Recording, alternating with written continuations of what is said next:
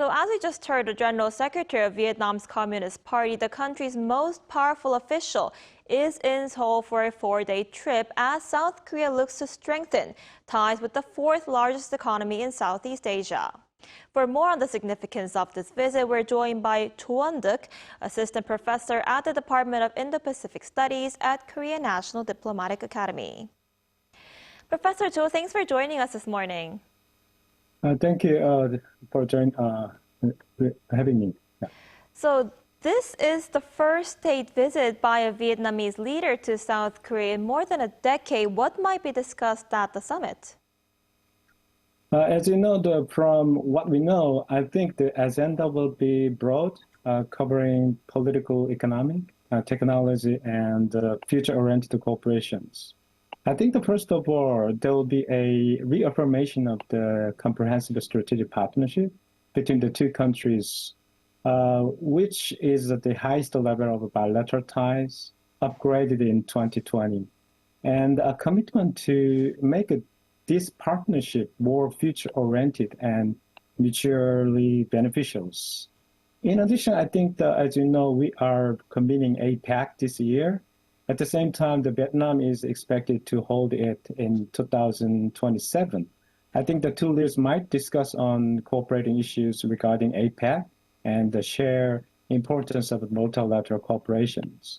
And also, as you mentioned, that the talks will be centered on trade and investment.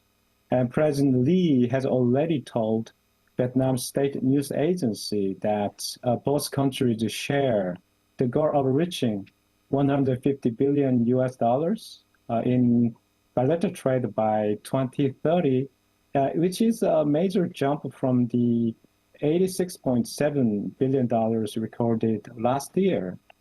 I think the infrastructure cooperation will be a key highlight in this summit, I think.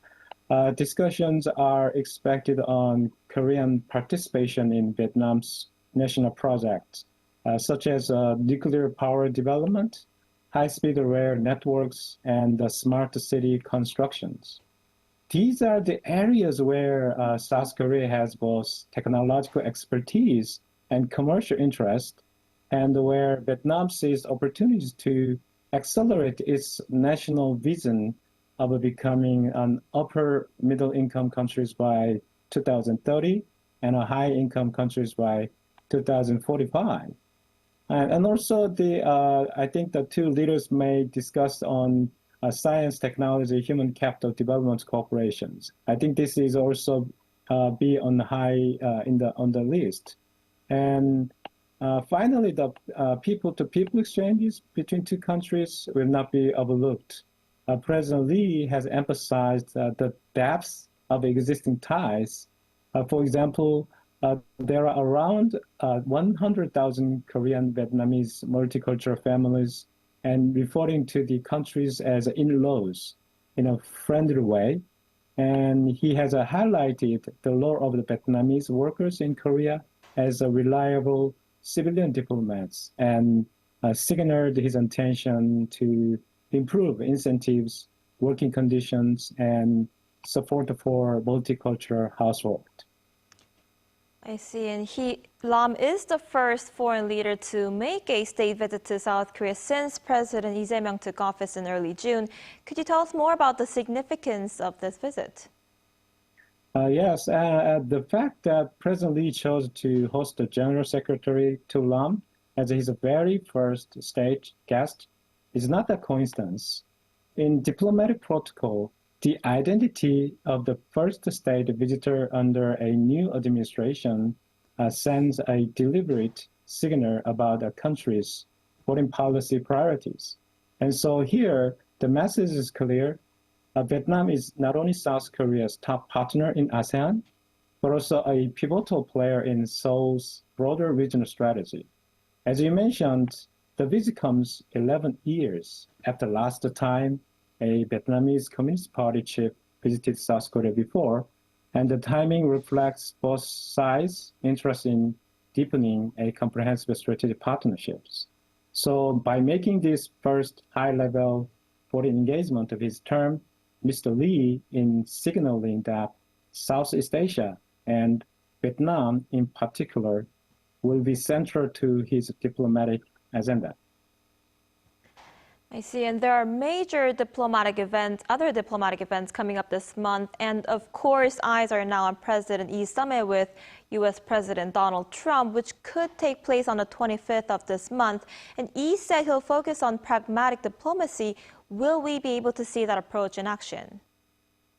Yes, we will see that approach in action in the summit between President Lee and President Donald Trump. I think that this summit is going to be an early and very visible test of President Lee's pragmatic diplomacy. It will be his first face-to-face meeting with President Trump since taking office in June. And I think that the agenda is both politically sensitive and economically significant. First of all, on the side of economic side, the two leaders will likely follow up on last month's trade and tariffs negotiations, which resulted in Korea agreeing to major U.S. investment and energy purchase commitments in exchange for reducing proposed tariff hikes.